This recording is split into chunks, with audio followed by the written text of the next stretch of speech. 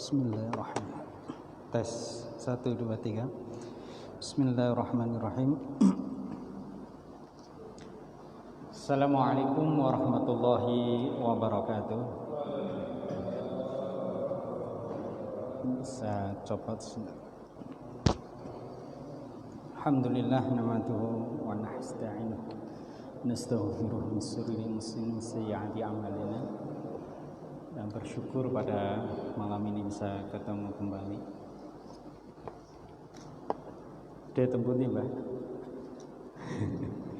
Alhamdulillah, mari doakan pertama tentu kepada Rasulullah SAW dan para aulia kekasih Allah Subhanahu wa taala, dan guru-guru kita, orang tua kita, mudah-mudahan selalu bertambah keberkahan pada kita. Semoga amal ibadah seluruh guru-guru kita, orang tua kita ya juga diterima oleh Allah Subhanahu wa taala. Kita makin berkah hidup, perumahan kita makin menjadi perumahan yang baik insyaallah. Al-Fatihah. A'udzu billahi minasyaitonir rajim. Bismillahirrahmanirrahim. Alhamdulillahirabbil alamin. Arrahmanir rahim. Maliki yaumiddin. Iyyaka na'budu wa iyyaka nasta'in. Ihdinas siratal mustaqim. Siratal ladzina an'amta 'alaihim ghairil maghdubi 'alaihim waladdallin.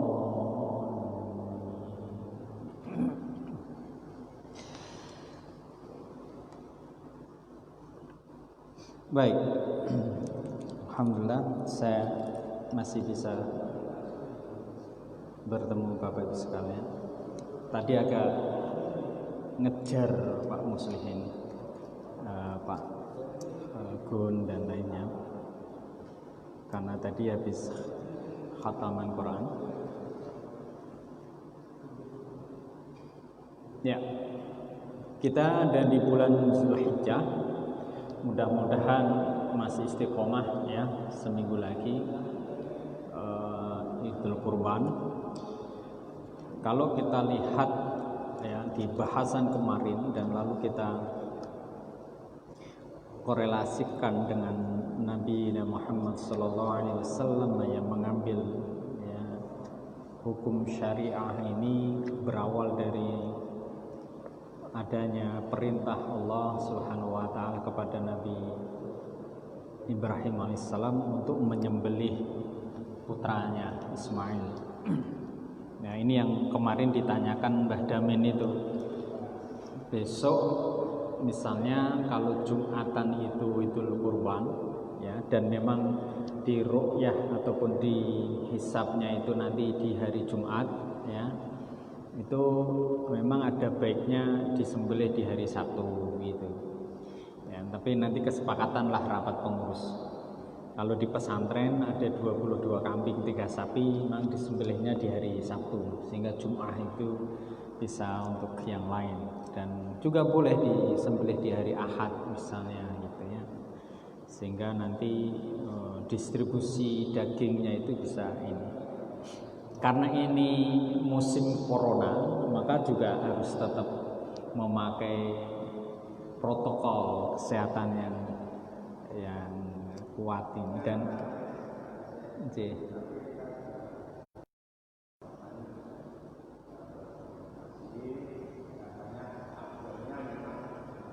ya,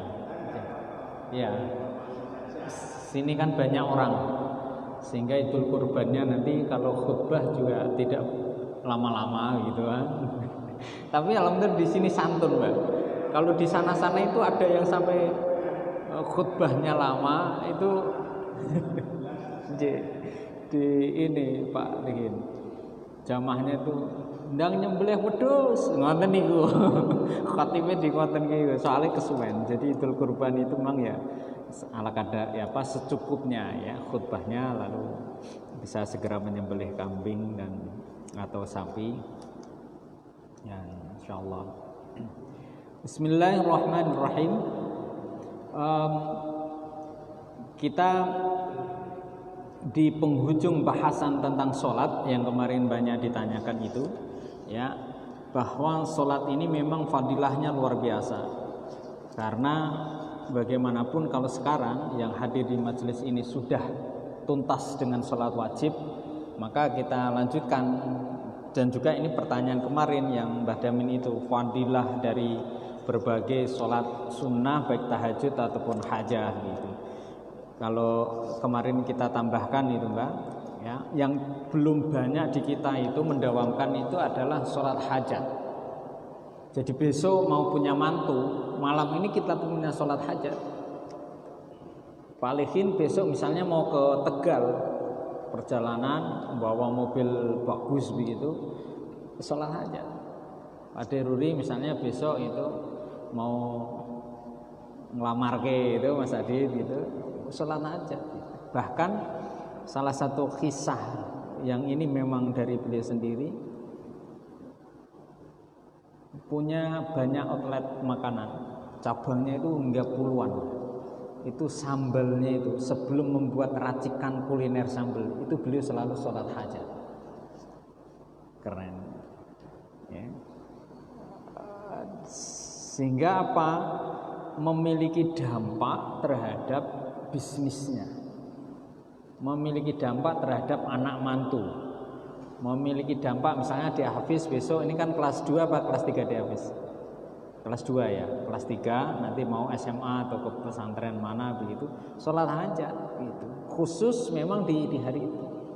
Nah, kalau kemarin ada seorang wali yang saya ceritakan sama Pak Yusuf, istrinya yang cerewet, yang minta amit-amit itu, ya Pak. Itu ini ada wali lagi. Itu sholat hajat itu sampai sehari itu sampai ada 1000 rakaat. Nah kita pernah nggak nyoba sehari itu misalnya, daripada covid nganggur itu, lalu sholat hajat ya, sampai misalnya 30 rakaat, 40 rakaat. Kayaknya belum pernah ya. Nganggur ya malah hawane ku kemrungsung, kayak nggak ada kerjaan gitu. Ya halaman 76. Ya. Salah satu fadilah yang disebutkan di sini, karena ini pungkasan pembahasan sholat. Nanti kalau bisa nyambung kita ke pembahasan tentang azan.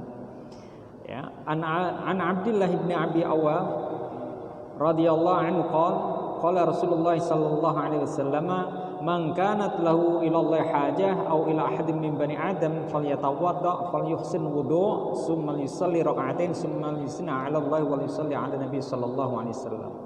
Jadi kalau kita lagi punya hajat ya, yang tidak banyak lalu kita lakukan itu mengambil wudu, lalu mengambil sholat hajat, lalu berdoa. Mau berangkat besok misalnya saya ke Pati itu, ya sholat hajat besok subuh rencananya Pak. Nah, kalau mau digabungkan dengan sholat misalnya tahiyat masjid boleh enggak? Boleh Mbak. Usolli sunnat tahiyat al masjid wal hajah lillahi ta'ala. Langsung dapat. Ba'da subuh ini ada sholat hajat. Nanti nunggu sampai sholat duha. Summal yaqul la ilaha illallah al-halimul karim subhanallah rabbul arsyil azim alhamdulillahi rabbil alamin as'aluka min jawabi rahmatik, terus gitu ya sampai ya arhamar rahimin. Ini salah satu dasar dari sholat hajat ya, sholat hajat. Nah kemarin yang juga ditanyakan Mbah Damin tentang sholat duha Mbah, berapa rakaat ya 12 rakaat itu memang agak berat. Kalau mau agak ringan ambil titik tengahnya di 6 rakaat. Tapi kalau mau mendawamkan 8 rakaat. Pagi sebelum ke kantor 4 rakaat, nanti nyampe kantor 4 rakaat. Terus berarti sekolahan, berarti tempat kerja apapun. Sehingga perjalanan dari rumah menuju kampus, perjalanan rumah menuju kantor itu wirid semua itu. Sambil dibaca ya Allah ya Fattahu ya Ghafar ya Rahim, ya Allah ya Fattahu ya Ghafar ya Rahim. Asmaul Husna itu bisa menjadi wirid selama habis sholat duha. Nah niku ketinggalan mboten kathah. Enggak ngelampai. Termasuk nanti ditambahin lagi wirid Rabbi firli wa tub alayya innaka antat tawwabul ghafur. Rabbi firli wa tub alayya innaka antat tawwabul ghafur. Nah, di sini sampai disebutkan bahwa di halaman 71 ini siapapun yang kemudian berbisnis ya dan kemudian membaca atau menjalankan sholat duha ini, maka baginya akan dapat keuntungan yang sangat besar. Di sini disebutkan misalnya tergantung ya, kalau mau bisnis atau misalnya kudusa. Kalau yang bisnis seperti ini dari hadis ya, rawahu Ahmad wa Tabrani, ba'asa Rasulullah sallallahu alaihi wasallam sariyatan fa ghanamu asra'ur rujah fatahaddatsa an-nasu bi qurbah mazzahum wa qasara ghanimatuhum wa sur'ah rajantum wa qala Rasulullah ala antulukum ala aqrabu minhum maghzan wa aksaru ghanimah wa syaqarajah mentawaddo'. Nah, ini yang sering dia habis jaga wudu enggak? Batal wudu. Oh, enggak. Kalau mau tambah pinter ya, sebelum berangkat sekolah selalu ambil wudu. Itu. Nanti di sekolah mau batal wudu. Lalu pakai sepatu, pakai kaos kaki, bagian kaki cukup diusap. Masul khuf. Tapi kalau enggak ya dijaga wudunya. Pokoknya berangkat sebelum saya sekolah wudu gitu. Begitu di sekolahan kok kesentuh temannya perempuan batal, ya sudah, masih di dalam ketika pulang masih dianggap aja punya wudu. Nah, Pak Solihin kok mau drive langsung ya sebelumnya punya wudu. Ya, makanya saya Pak Asdaku kalau di kampus jarang pakai kaos kaki. Kenapa? Karena begitu batal, udah tinggal aja, nggak usah kaos kakian gitu. Dan saya jarang pakai sepatu yang formal begitu. Biasanya sepatu-sepatu yang agak mudah dilepas gitu, nggak usah pakai tali. Itu menjaga nih kalau. Dan pernah saya coba memang sepatu yang seperti itu akhirnya agak bau karena sering wudu lalu kena air dan seterusnya. Ya dia habis ya, nanti dicoba itu. Insya Allah nanti tambah. Sementara ada ringking, ada ringking berapa? Hah? Enggak iling. Berarti ringkingnya akeh. Nah ringking siji mesti iling. Ringking loro mesti iling. Enggak apa-apa ya, nanti dicoba. Ya, banyak kok yang kemudian habis menjaga wudu itu ini gitu. Termasuk kita itu Pak Suci. Jauh lebih. Nah, kalau kita ini bawaannya banyak dosa, maka Nabi Hurairah radhiyallahu anhu qala Rasulullah sallallahu alaihi wasallam man hafadha 'ala syuf'ati duha ufira lahu dzunubahu wa in kanat misla zabadil bahr. Jadi siapa yang kemudian menjaga sholat duha yang kemarin ditanyakan Mbah Damin itu, maka dia bawaannya itu sedikit dosanya. Kalau sedikit dosanya, rezekinya lebih mudah. Kenapa kemudian rahasia dari salah satunya sholat duha itu memang magnet penarik rezeki. Karena membawaan sholat duha itu Allah kasih ampunan bagi siapapun lebih yang mau menjalankan sholat duha. Nah, misalnya kayak Pak hadirin di sini ini yang nyambung sholat subuh, wah itu lebih dahsyat lagi. Dan satu ini yang saya lihat ya Pak hadirin yang di sini sampai nyambung sholat duha. Saya nyambung, tapi setelah ngurusin novel, alhamdulillah tadi bisa nelpon Mbah. Nelpon nangis, 20 menit ini kok 10 menitnya nangis Pak. Jadi memang setting pesantren itu membuat kejiwaan itu ingat. Terus ngomong salah satunya ini Pak. Saya setiap tahajud kok nangis, kenapa? Ya betul apa yang disampaikan dulu, Abi harus gini-gini. Maafin ya kalau selama ini masih banyak main-main, begitu kan? Ya, jadi kesadaran itu muncul biasanya memang setelah dia dididik atau kemudian agak jauh dengan orang tua untuk lebih mandiri. Ya, dia habis nanti SMA-nya mondok aja keren. Ini SMP atau SMA atau MTS? SMP kan? Nah, nanti di SMA lebih keren. Ya, tapi kalau mau di fakultas IPA begitu, ya nanti cari pesantren yang ada SMK-nya atau SMA itu insya Allah. Kan di sini sendirian, ya toh. Kalau pesantren banyak temannya, ngaji temannya berdamin ini. Tapi ini keren deh habisnya. Alhamdulillah. Ya. Ini di sholat duha. Baik.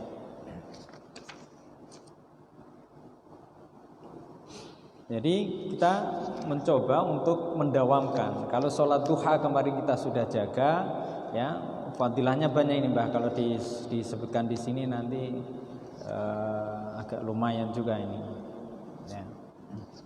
Kalau misalnya Pak Solihin itu mengkonversi atau Pak Asdagu misalnya menggantikan sholat duha itu sekaligus untuk olahraga, ini pripun? Ya tidak masalah juga sesungguhnya. Tahajud itu mutoridatun lidah salah satunya di duha itu kalau 12 rakaat itu kemeruntus. Belum lagi kalau dibaca 12 rakaat itu berarti dapat 6 lembar. Ditambah tahajud ya 12 rakaat 6 lembar berarti sudah 1 juz plus 1 lembar itu. Tahajudnya 12 rakaat atau misalnya 10 rakaat, duhanya 10 rakaat itu udah 1 juz. 1 rakaat 1 lembar seperti ini. Karena 1 juz itu mesti 10 lembar, 20 halaman. Pakai yang pojok. Itu Pak. Nah di sini Qur'annya ditaruh aja di atas di situ. Kalau sholat duha di sini Qur'annya kan yang besar.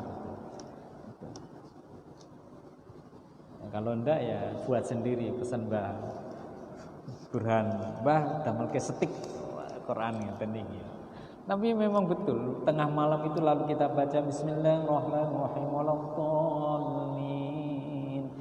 Bismillahirrahmanirrahim. Ya ayyuhal muzammilu qumil laila illa qalila nisfahu wa inqus minhu qalila. Itu satu rumah juga dengarnya nyaman. Ya, kayak di tempatnya di dalamnya Pak Ali ada gemericik airnya. Misalnya beliau punya, kalau bahasa Al-Quran itu dulu tradisi para nabi Pak Ali itu namanya di mihrab, di lantai 2 mihrab, di loteng ya, di loteng sambil kemudian dengerin gemericik air lalu melantunkan malam itu wah keren. Andai kan bayangin nih, kita Pak Solihin misalnya bayangin kayak malaikat itu lagi turun ke perumahan ini akan mencari nih rumah yang kemudian di situ ada pantulan cahaya. Gang 1 mana ini yang ada remang-remang cahayanya. Karena malam itu penghuni rumahnya bangun sholat malam.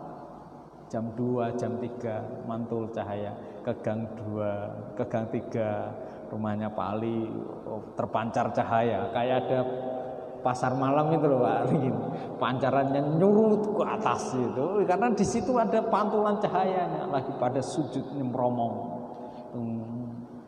Qumil laila illa qalila nisfahu inqus minhu qalila aw zid 'alayhi wa rattilil qur'ana tartila inna sanulqi 'alayka qawlan thaqila. Wah, dahsyat. Rumahnya bagus, ada murotalnya cakep, sederhana, ada murotalnya ya bagus, enak wali. Ya, gitu. Nah, kalau rumahnya masih dikontrak, ya malah justru didoain. Nah, Ustaz Yusuf itu ngajari malah itu didoain terus tiap malam bacain Yasin. Di tahun-tahun kemudian itu malah menjadi bisa dibeli.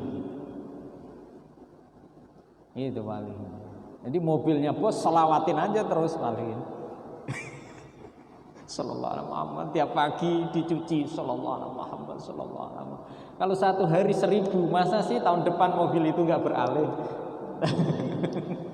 Sallallahu alaihi Muhammad sallallahu alaihi Muhammad ya Allah. Bacain bosnya Fatihah. Ya sambil nabung, sambil sedekah gitu. Kalau memang lantaran 2 tahun kemudian baru kita dapat mobil dan bukan mobil itu enggak masalah juga. Apakah justru kemudian kita juga berdoa kepada Allah minta materi ini boleh atau tidak? Ya pasti boleh. Tapi ya misalnya kemudian ada yang masa kita itu terlalu materialistik. Kita tidak berdoa aja dikasih. Apalagi kalau kemudian berdoa, apalagi kalau kemudian kita memakai Al-Quran. idza sa'alaka ibadi anni fa inni qarib mujibud da'watad da'i idza da'ani falyastajibuli. Kita ini terlalu sombong disinggung oleh Allah kalau tidak mau berdoa kepada Allah. Aku selalu menunggu, tapi kemana?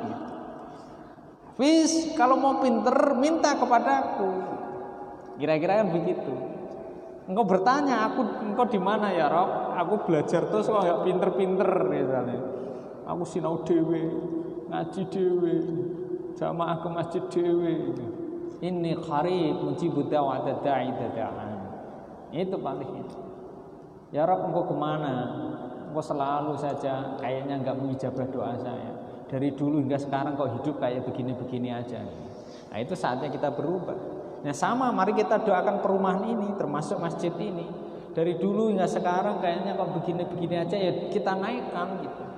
Nah ini kan alhamdulillah ada ngaji yang rutin, Pak hadirin, Pak ada sholat, yang membacakan ilmu. Riyadhus Shalihin itu luar biasa.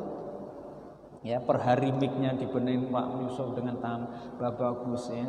Ini tambah kaca. Jadi bangunan fisiknya kemudian meningkat, tapi itu pun diiringi dengan nuansa syiar masjid ini, supaya ya kita berharap kan menjadi ya masjid perumahan korpori Jawa Tengah. Masa bangunannya tok sing megor-megor ini kurang keren.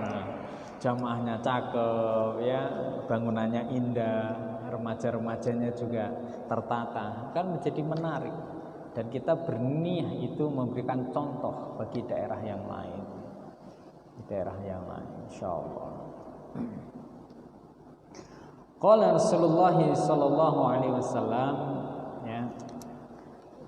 Kita tadi di bahasan tentang sholat duha, ya, yang kemarin juga. Monggo Mbah Damin kalau ada yang mau ditanyakan atau mau dipengalamankan, monggo gitu. Termasuk seusia beliau masih sehat buger ini kan mesti ada rahasianya ini Mbak ya. Kalau di sini ini ya, kalau di sini ini disebutkan an Abi Dzar radhiyallahu anhu qala Rasulullah sallallahu alaihi wasallam ya, yusbihu ala kulli sulaimin min ahadikum sadaqah, kullu tasbihah sadaqah, wa kullu tahmid sadaqah, wa kullu tahlil sadaqah. Jadi ketika kita itu berwirid subhanallah walhamdulillah wala ilaha illallah wallahu akbar, itu semuanya sedekah, kebaikan yang balik kepada kita. Makanya orang-orang yang wirid itu biasanya lebih sehat. Nah ini kita konfirmasi, salah satu rahasia Mbah Damin tetap fit di masa sudah lanjut usia itu, selain sering olahraga ada amalannya ya Mbah. Nah, lalu di sini dijelaskan wa'mur bil ma'ruf shadaqah wa nahyi 'anil munkar shadaqah wa yujzi min dzalika raka'ati ya qauma min ad-duha. Setiap hari itu sholat duha. Dan dulu saya pernah menyaksikan Simbah Putri dari ibu saya. Itu kebetulan Mbah Kakung sudah meninggal duluan. Bule-bule saya lihat sudah punya rumah sendiri, ada di Pacitan, ada di luar Jawa ya, lalu ada di Pati juga gitu. Tapi saya bayangin begini, Mbah Putri ini sendiri di rumah, terus siapa yang kemudian merawat? Tapi hebatnya di situ, nampaknya kekuatan beliau dan istiqomahnya Tuhan itu. Beliau di bulan Ramadan itu meninggal dunia, tapi orang pada tidak tahu. Jadi kalau tidak salah, saat itu ingat saya hari ke-17 Ramadan, beliau masih pakai mukena, habis sholat subuh berjamaah di musola, lalu pulang pagi jam 8 dipanggil putrinya, bule saya, Mbah, ternyata apa? Di dalam sujudnya itu masih pakai rukuh, dipasang pakai rukuh. Jadi di penghujung meninggal beliau itu tak tampak ada sakit, ya masih sehat, tapi sudah lanjut usia itu. Jadi nggak terlalu ngerepotin orang lain. Dan indah di bulan Ramadan hari ke-17 masih sholat sujud pakai mukena itu. Nah, ini ya mudah-mudahan lah. Kalau kemudian Ustaz Pak itu kalau kena corona gimana? Ya. Karena corona itu masih termasuk syahid Pak Solihin. Pak Solihin pengen jadi syuhada, mati syahid. Kena corona. ya kita nggak tahu lah itu. Tapi kalaupun kena ya, ya itu mati syahid. Artinya jangan sampai juga lalu kita mengklaim orang yang kemudian meninggal dunia karena corona lalu itu menyakitkan, menyedihkan dan lain sebagainya itu sampai dikuburi ya. Oh familinya aja nggak boleh dan seterusnya, itu kan juga nggak tepat gitu ya. Bagian dari ini adalah kebijaksanaan di kita untuk menjaga itu. Ya, baik. Nah, kita masih ada ya 10-an menit. Saya izin minum sebentar. Bawaannya agak haus. Di bahasan lanjut di kitab Ibanatul Ahkam ini adalah masalah azan. Ya. Azan yang kita dengarkan sekarang itu, ya, itu pun lahir dari mimpi.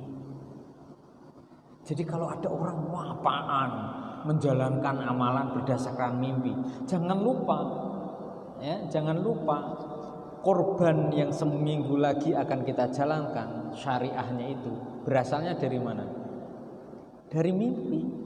Falamma balagha sa'i ara fil manami. Kan itu yang dimimpikan oleh Nabi Ibrahim Nabi.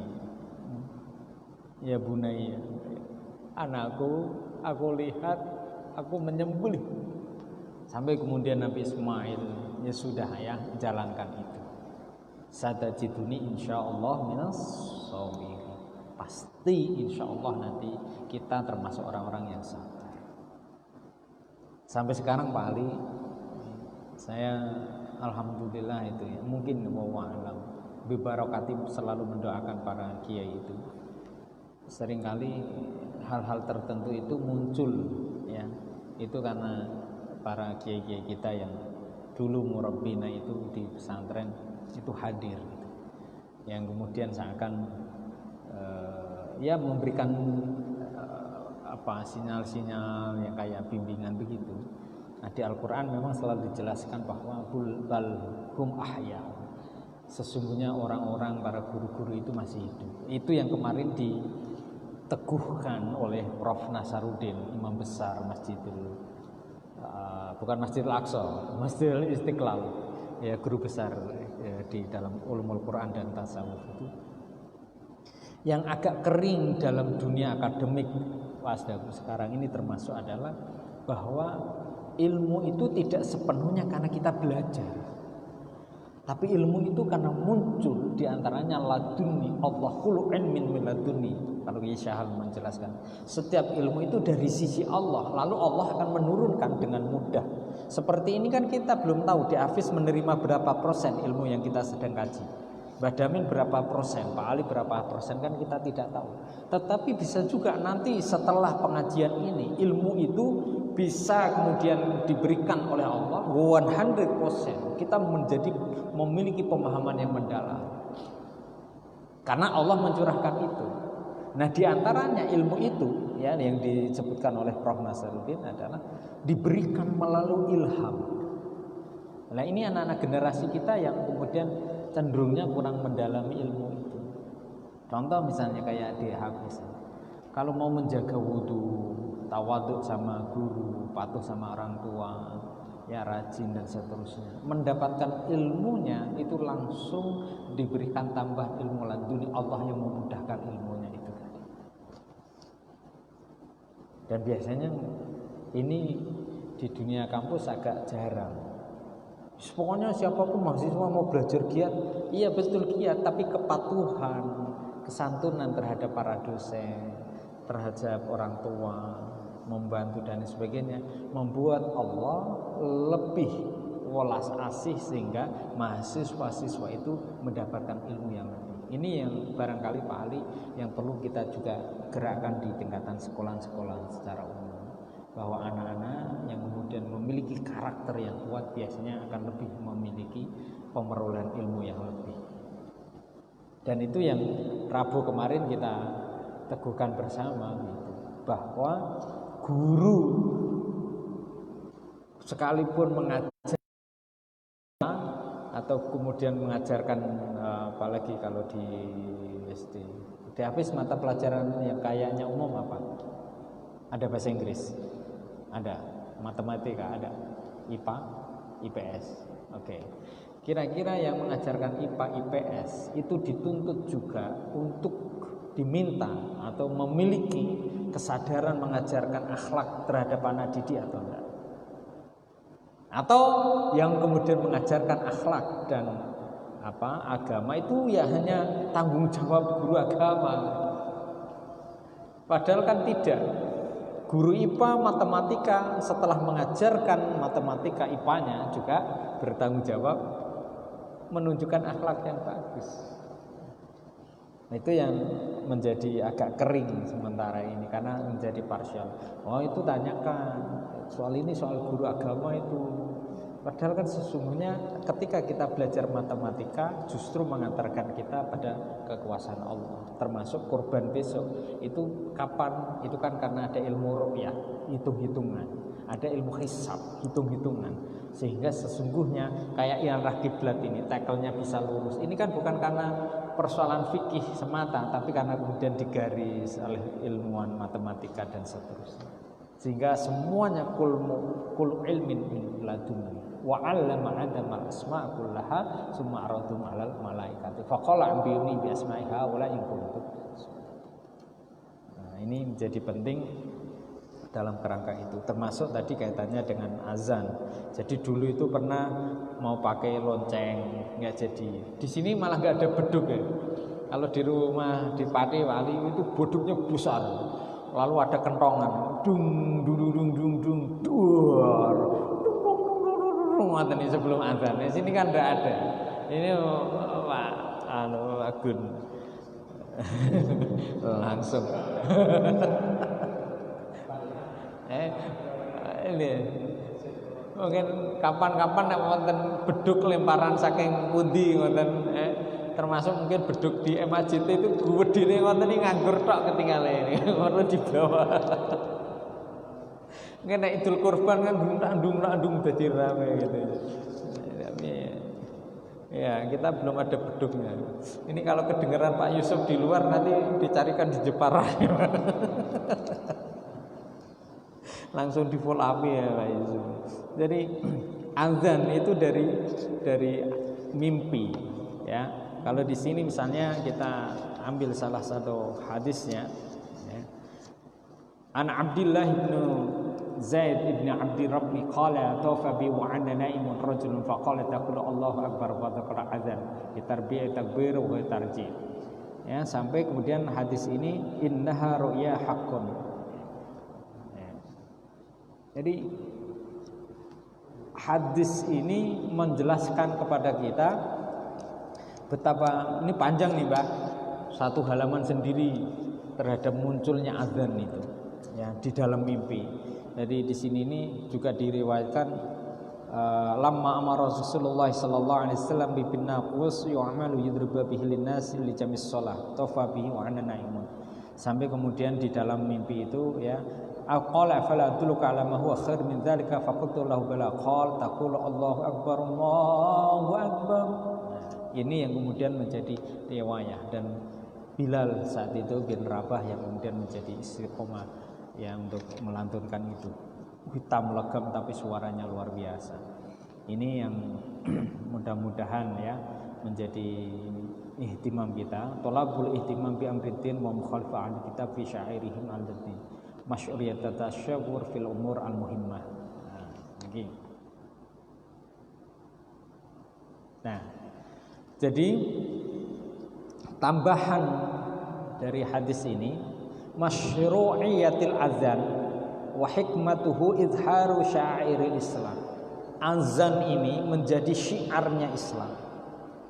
Ada memang penjelasan ya, kalau misalnya Mbah Damin sekarang misalnya ikut saya Mbah Zoom international Zoom jam 8 nanti, itu berarti di Amerika juga sekitar jam 8 Ya. Nanti di belahan lagi mana? Kalau diputer ini malam, di bawah kita siang, kan berarti di sini ada azan malam, isya subuh, maghrib isya, dan kemudian nanti subuh. Di sana juga berlanjut terus. Nah ini kalau kemudian memang ditelusuri, berarti bumi ini akan selalu muter dan selalu ada azan yang tak berhenti. Seperti ini kan di Pati pun azan nih, nggih dengan poros. Maka ini salah satu yang menjadi luar biasa adalah azan itu jangan sampai berhenti. Misalnya di Hafiz mulai belajar olah suara. Oh itu iya, olah suara. Saya dulu itu dikirain mau jadi qori internasional Pak Ali.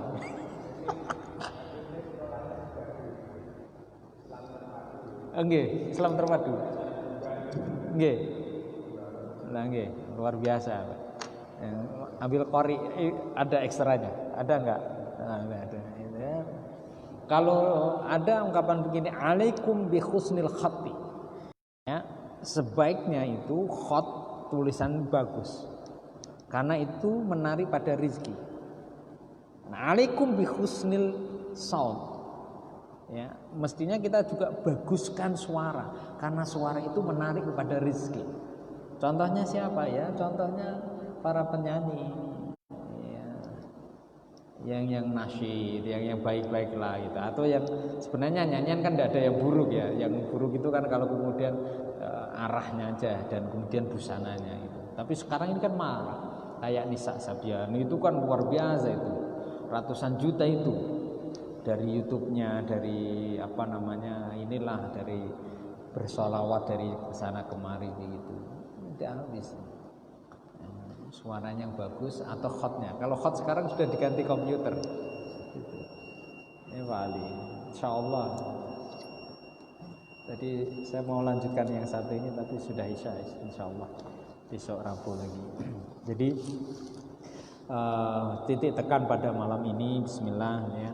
Bahasan tentang sholat kita sudah lalui. Yang sudah sholat berjamaah mari kita istiqomahkan, mudah-mudahan tetap diberikan kemurahan oleh Allah Subhanahu wa taala.